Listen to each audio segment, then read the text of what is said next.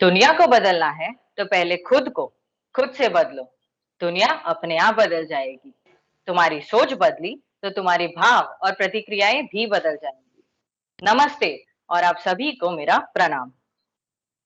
भारत को अंग्रेजों से आजाद करने से लेकर आजाद भारत को उच्च स्थान तक पहुंचाने तक महात्मा गांधी जी और लाल बहादुर शास्त्री जी का बहुत महत्वपूर्ण योगदान रहा है। ऐसे ही दुनिया में बदलाव लाने वाले इन दो महापुरुषों को याद करने के इस अवसर पर मैं आप सभी का NSS unit of SIS GST की तरफ से स्वागत करता हूं। अब हम दीप प्रज्वलित कर दोनों व्यक्तियों को श्रद्धांजलि देना चाहेंगे।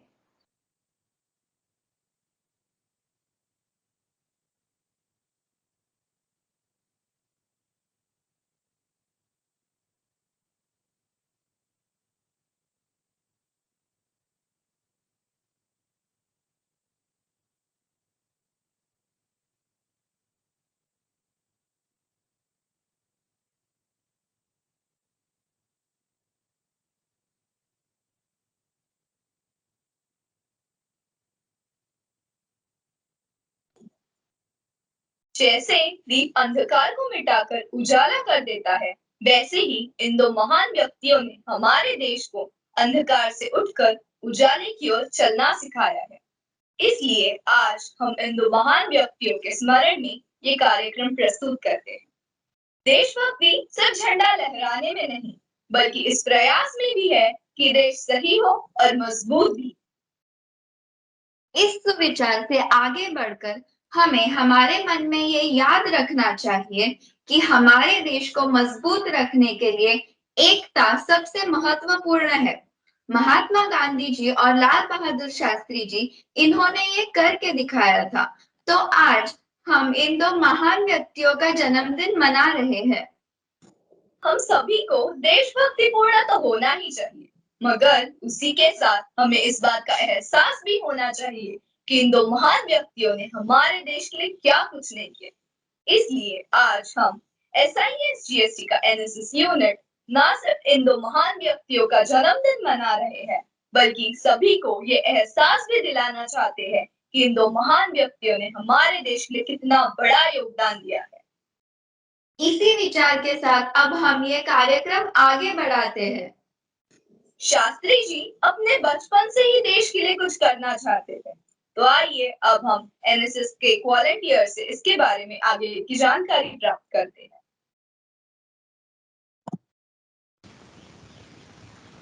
इस प्रमुख अवसर पर उपस्थित सभी बंधुगणों को मेरा हृदयपूर्वक प्रणाम। आज मैं कुछ ऐसा अभिव्यक्त करने जा रहा हूं जिसका शायद ही किसी को बोध ना हो। 2 अक्टूबर को केवल हमारे राष्ट्र के पिता श्री महात्मा गांधी जी का ही जन्म नहीं, किंतु हमारे देश के दूसरे प्रधानमंत्री श्री लाल बहादुर शास्त्री जी का भी जन्म हुआ था।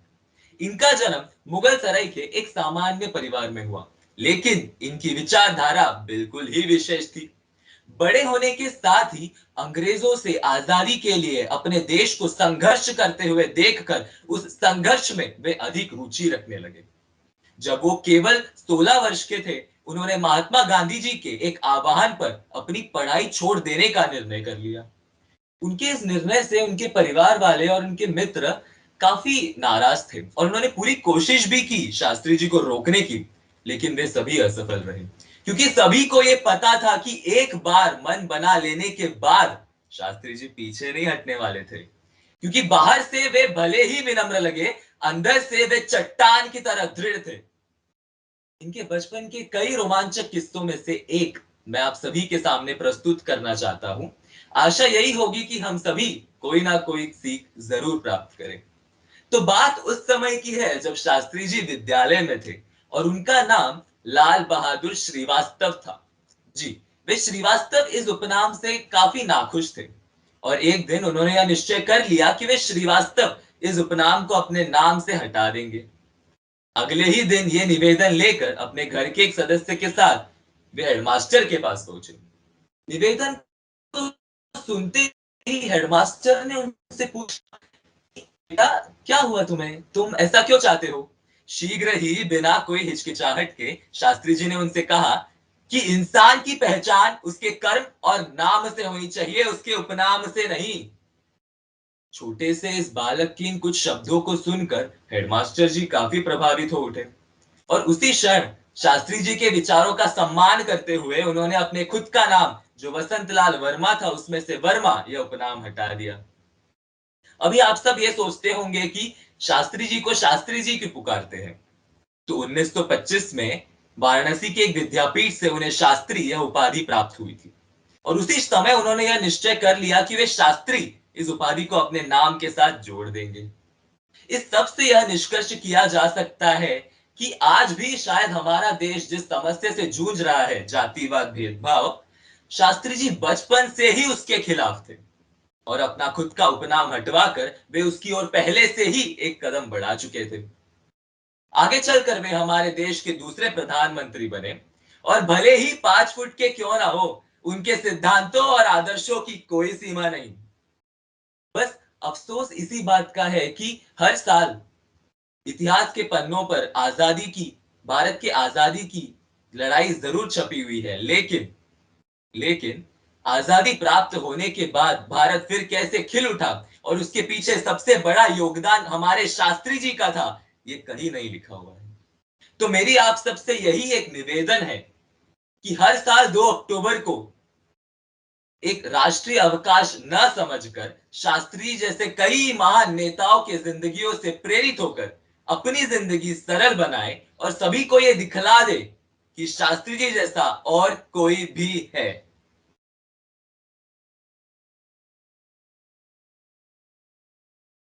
क्या आपको पता है कि शास्त्री जी जब हमारे देश के प्रधानमंत्री थे तब अनाज ये बाहर से आयात किया जाता था।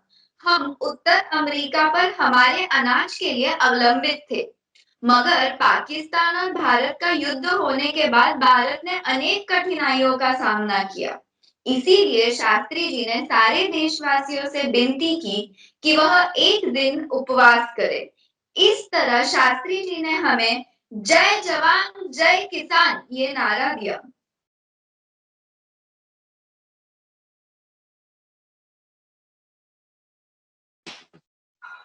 भाषा एक ऐसा सशक्त बल है, एक ऐसा कारक है जो हमारे देश को एकजुट करता है और यह क्षमता सिर्फ हिंदी में है। ऐसे ही कुछ बड़े अनमोल विचार थे हमारे श्री लाल बहादुर शास्त्री जी के। यहाँ सभी उपस्थित लोगों, सम्मानित शिक्षकों और मेरे प्यारे दोस्तों को मेरा नमस्कार। बचपन जिसका कष्ट से भरा था, कठिनाइयों से वह नहीं डरा था। जीवन था जिसका सीधा साधा, दृढ़ निश्चय में बहुत खरा था। भिड़ा अनेक बाधाओं से, उस जैसा हमको भिड़ना होगा। लाल बहादुर शास्त्री जैसा हमको भी बनना होगा। जिसने बहुत अमीरी देखी, जिसने बहुत गरीबी देखी, लेकिन अभी चल रहा सदा वह जिसने जंग गरीबी से देखी। पद चिन्हों पर उनके हम सबको मिलकर चलना होगा। लाल बहादुर शास्त्री जैसा हमको भी बनना होगा। लाल बहादुर शास्त्री जैसा हमको भी बनना होगा। लाल बहादुर शास्त्री जी के जन्म दिवस पर मेरा कोटि कोटि नमन। लाल बहादुर शास्त्री भारत के पूर्व प्रधानमंत्री रह चुके हैं, तो आइए अब हम उनके और उनके विचारों के बारे में अधिक जानकारी प्राप्त करते हैं।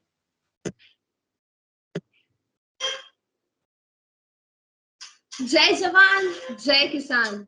We all know the man behind his iconic slogan, Lal Bahadur Shastri, the second Prime Minister of independent India, the Green and White Revolution, the man of peace. Today, as we all know, is the day he was born. Born in 1904 in Mughal Sarai, United Provinces of Agra and Oudh, British India, presently in Uttar Pradesh. Shastri ji studied in East Central Devendra College and Harishchandra High School, which he left to join the non-cooperation movement. Shastri ji's thoughts were influenced by Swami Vivekananda, Gandhi ji, and Annie Besant. Did you know that Shastri ji was one of the first students of Kashi Vidyapith, a nationalist education school from which he graduated with a first-class degree in philosophy and ethics and was given the title of Shastri. Shastri ji joined Indian governance and became Prime Minister Nehru's key cabinet colleagues, first as Railways Minister and then in numerous other prominent positions like Home Minister. In his tenure as Home Minister, he established the first committee to tackle corruption, and he was the first minister ever to appoint female leaders as transport ministers. There are a lot of things that can be learned from this life of humble, soft-spoken personality. But I'm here to tell three most important values and learnings that we all should inculcate in our daily lives. Number one, he was patriotic from a very young age. He left school at the age of 16 to join the non-cooperation movement led by Gandhiji. He participated in Salt Satyagraha in 1930, for which he was even arrested and jailed for 2.5 years. After his release, he started sending instructions to freedom activists who were part of the Quit India movement. The preservation of peace is the task of soldiers alone. The whole nation has to be strong, is what he used to say. Number two, simple living and high thinking. It is said that once Shastri went to a cloth store in Bhuleshwar, where, upon seeing the saris, he asked the owner, "These are very beautiful saris. What's the cost of them?" The owner respected him, saying that you are a prime minister. Giving a gift to the prime minister of India is a privilege. Shastri said with great simplicity, "Maybe I'm the prime minister, but that does not mean that I accept those things I can't afford. Although I'm prime minister, I'm of limited means. I will buy those I can afford." Number three, he was a compassionate and forward-thinking leader. When Shastriji was Minister of Police Department, he ordered the police to use water jets to disperse unruly crowds instead of lathis. He supported the White Revolution, a national campaign to increase milk production. He also supported Green Revolution, which paved the way to make India inspiring. It's truly inspiring for all of us to know about his unfettered service to the nation until his last breath, and his words that we believe in peace and peaceful development, not only for ourselves but for the people all over the world, will always remain in our hearts.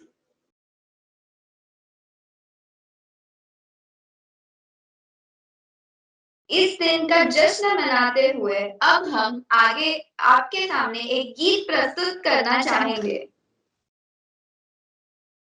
वैष्णव जन तो तेने कही जे पीड़ पराए जाने रे।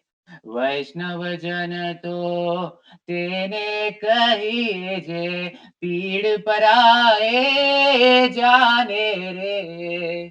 पर दुख के उपकार करे तो है मन अभिमान नाने रे।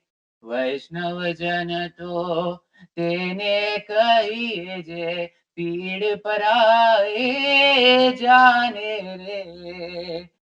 सकल लोक मां सहुने वंदे निंदा न करे कहरी रे।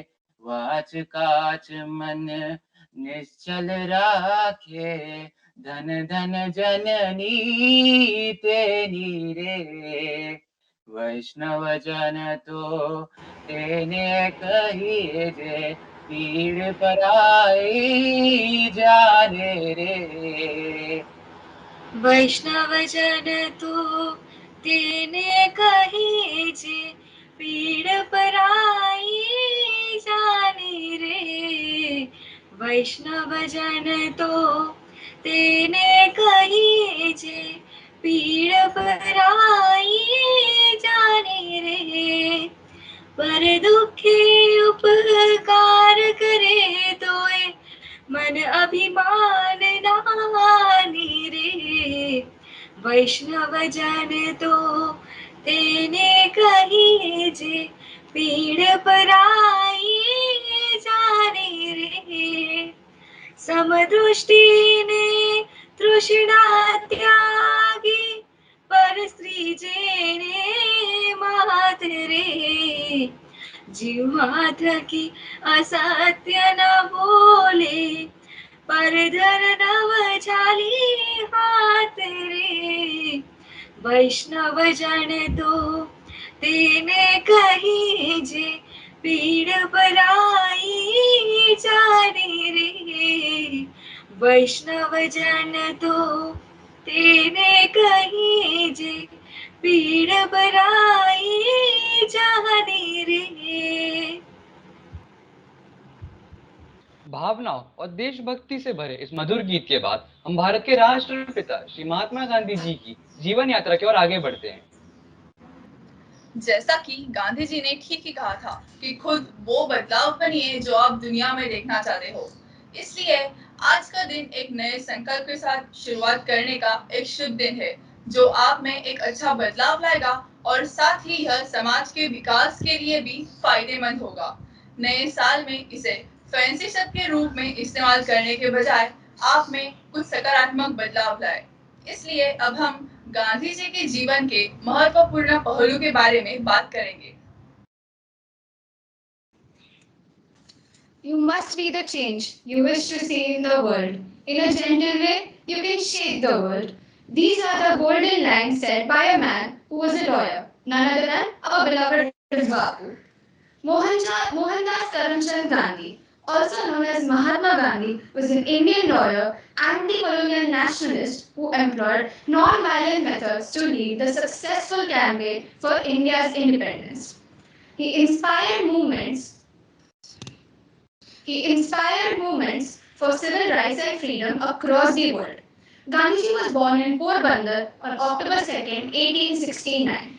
He came from an upper middle class family and his father was a leader in the local community. He is one of the most famous leaders for justice in the world.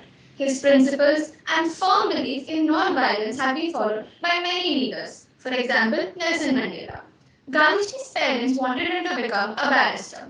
As a result, at the age of 19, he travelled to England, where he studied law at the University College of London. 3 years later, he returned to India and started his own law practice. Unfortunately, the law practice wasn't successful, so he took a job with an Indian law firm and moved to South Africa. In the journey to South Africa, Gandhiji faced discrimination and racism. The first incident took place in 1893. This incident happened when Gandhiji was traveling by train from Dubai to Pretoria. Suddenly, a white man boarded the first class compartment. Unexpectedly, he ordered Gandhiji to get out of the first class and go to the luggage compartment. Even though Gandhiji had a ticket, he was voiceless. At midnight, Gandhiji was thrown out of the train. The second incident that occurred changed Gandhiji's life.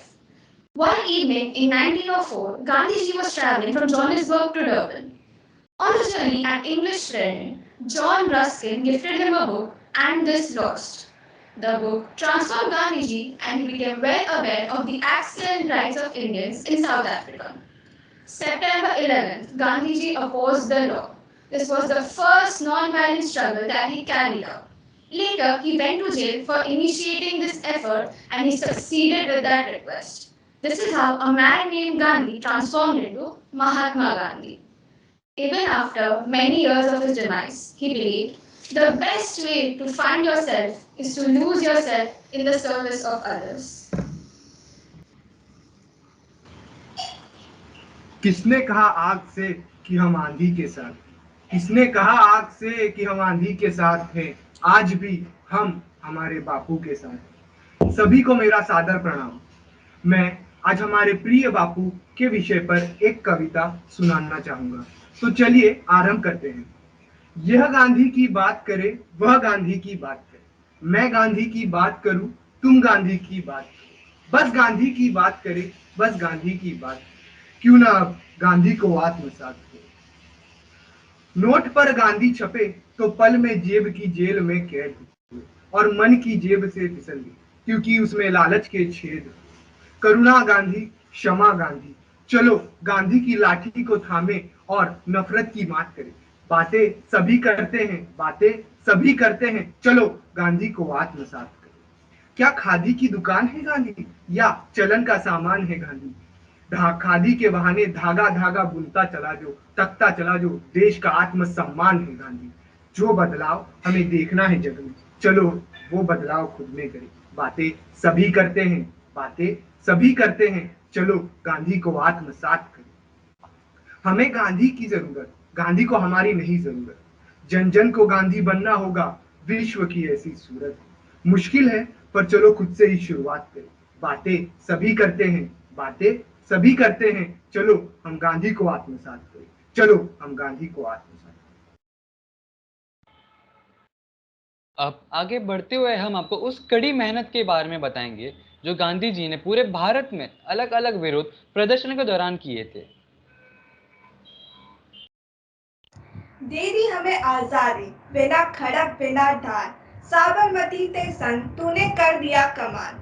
Gandhi ji को महात्मा गांधी की उपाधि दी गई है। उसके कई कारण हैं, जैसे अहिंसा नीति, और उन्होंने देश को आजादी दिलाने के लिए कई आंदोलन किए हैं। उन सभी प्रसिद्ध आंदोलन में से है चंपारण। ये आंदोलन शुरू हुआ था 19 अप्रैल 1917 गांधी जी द्वारा। ये आंदोलन किसानों से जुड़ा हुआ था। इस आंदोलन के बाद बापू यही नहीं रुके। 3 साल बाद उन्होंने दूसरे आंदोलन का घोषणा किया, जो 5 सितंबर को शुरू किया गया था। यह आंदोलन अंग्रेजी उत्पादनों का उपयोग समाप्त करने के लिए और अंग्रेजी नियमों और अदालतों पर रोक लगाने के लिए किया गया था। यह आंदोलन संपूर्ण स्वराज पाने के लिए किया गया था। सत्याग्रह, सत्य तथा अहिंसा उनके मूल मंत्र थे। महात्मा गांधी ने मार्च अप्रैल 1930 में नमक सत्याग्रह जैसे महत्वपूर्ण आंदोलन की शुरुआत की। इस आंदोलन को करने का यही कारण था, अंग्रेज नमक जैसे महत्वपूर्ण वस्तु पर कर लगा रहे थे और उसे व्यापार के इस्तेमाल कर रहे थे। इसके खिलाफ महात्मा गांधी ने बहुमूल्य आंदोलन को सफल बनाया। आखिर में भारत माँ को अंग्रेजी के गुलामों से आजाद करने के लिए सन 1942 में गांधी जी द्वारा भारत छोड़ो आंदोलन की शुरुआत की गई थी। इसके साथ ही अंग्रेजों को भारत छोड़ने पर मजबूर करने के लिए उन्होंने एक सामूहिक नागरिक आंदोलन का आरंभ किया। अपने जीवन मूल्य और आदर्शों पर चलते चलते और देश को आजादी दिलाते दिलाते उनके प्राण त्याग दिए। हमने गांधी जी के जीवन से यही सीख मिलती है, कभी अपने शत्रु को मारने में नहीं, उनका दिल जीतने में विश्वास रखना चाहिए।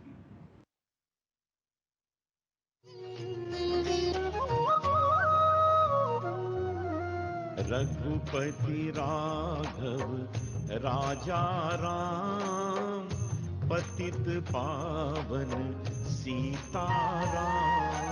रघुपति राघव राजा राम, पतित पावन सीताराम। सीताराम सीताराम, भज प्यारे मन सीताराम। सीताराम सीताराम, भज प्यारे मन सीताराम। रघुपति राघव राजा राम, पतित पावन सीताराम। ये बात सही है कि हम शास्त्री जी और गांधी जी को तहे दिल से सम्मान करते हैं, लेकिन उनके सपने तभी पूरे होंगे जब हम उनके बताए शांति, अहिंसा, सत्यता, समानता, महिलाओं के प्रति आदर आदि जैसे आदर्शों पर चलेंगे। तो आज के दिन हमें इन महात्माओं के विचारों को अपने जीवन में अमल करने का संकल्प लेना चाहिए। अब हम आपके सामने एक और गीत प्रस्तुत करना चाहेंगे। माटी पुकारे तुझे, देश पुकारे, आजा रे अब आजा रे।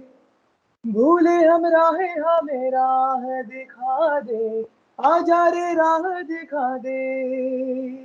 बंदे में था दम, वंदे मातरम, बंदे में था दम, वंदे मातरम। ऐनक पहने लाठी पकड़े चलते थे वो शान से, जालिम कांपे थर थर थर थर सुनकर उनका नाम रे। हो कर था उनका छोटा सा और सरपट उनकी चाल रे, दुबले से पतले से थे वो चलते सीना तान के। बंदे में था दम, वंदे मातरम, बंदे में था दम, वंदे मातरम। भाई भाई का दुश्मन है बना रे, नफरत की आंधी बहती रे। वैसे दिलों को बापू प्यार सिखा दे, आजा रे बापू आजा रे। बंदे में था दम, वंदे मातरम, बंदे में था दम, वंदे मातरम। हो झूठ का बढ़ता जाए राज, ओ बापू अपने ही हो गए धोखेबाज। आज हमें अपनों से बचाने आजा रे बापू मेरे। बंदे में था दम, वंदे मातरम, बंदे में था दम, वंदे मातरम। पाई पाई में निशान बिकारे, जान ये हो गई सस्ती रे। सोया जमीर बापू फिर से जगा दे, आजा रे बापू मेरे। बंदे में था दम, वंदे मातरम, बंदे में था दम, वंदे मातरम, वंदे मातरम, वंदे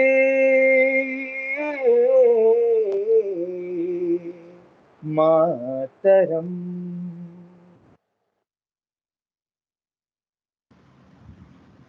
अब मैं आप सभी श्रोताओं से निवेदन करती हूँ कि आप शपथ ग्रहण के लिए अपना दायां हाथ इस तरह से सीने पर रखिए।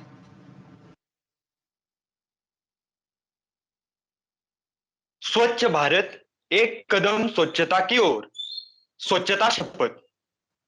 महात्मा गांधी ने जिस भारत का सपना देखा था, उसमें सिर्फ राजनीतिक आजादी ही नहीं थी, बल्कि एक स्वच्छ एवं विकसित देश की कल्पना भी थी। महात्मा गांधी ने गुलामी की जंजीरों को तोड़कर मां भारती को आजाद कराया। अब हमारा कर्तव्य है कि गंदगी को दूर करके भारत माता की सेवा करें। मैं शपथ लेता हूं कि मैं स्वयं स्वच्छता के प्रति सजग रहूंगा और उसके लिए समय दूंगा। हर वर्ष 100 घंटे यानी हर सप्ताह 2 घंटे श्रमदान करके स्वच्छता के इस संकल्प को चरितार्थ करूंगा। मैं न गंदगी करूंगा, न किसी और को करने दूंगा। सबसे पहले मैं स्वयं से, मेरे परिवार से, मेरे मोहल्ले से, मेरे गांव से एवं मेरे कार्यस्थल से शुरुआत करूंगा। मैं यह मानता हूं कि दुनिया के जो भी देश स्वच्छ दिखते हैं, उसका कारण यह है कि वहां के नागरिक गंदगी नहीं करते और न ही होने देते हैं। इस विचार के साथ मैं गांव-गांव और गली-गली स्वच्छ भारत अभियान का प्रचार करूंगा। मैं आज जो शपथ ले रहा हूं, वह अन्य 100 व्यक्तियों से भी करवाऊंगा। वे भी मेरी तरह स्वच्छता के लिए 100 घंटे दे, इसके लिए प्रयास करूंगा। मुझे मालूम है कि स्वच्छता की तरफ बढ़ाया गया मेरा एक कदम पूरे भारत देश को स्वच्छ बनाने में मदद करेगा। जय हिंद, जय भारत।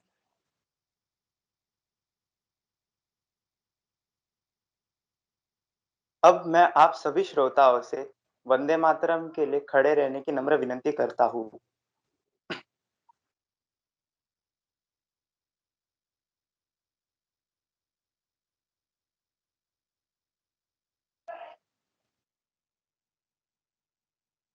वंदे मातरम, वंदे मातरम, सुजलाम सुफलाम मलयज शीतलाम सस्य श्यामलाम मातरम, वंदे मातरम।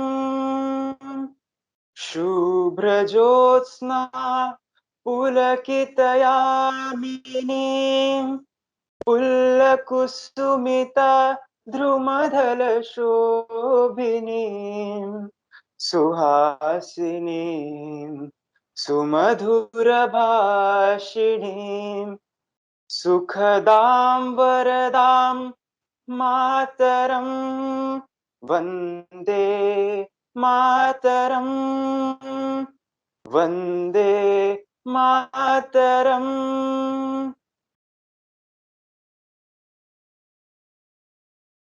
मेरी आप सबसे विनती है कि आप सब बैठ जाएं।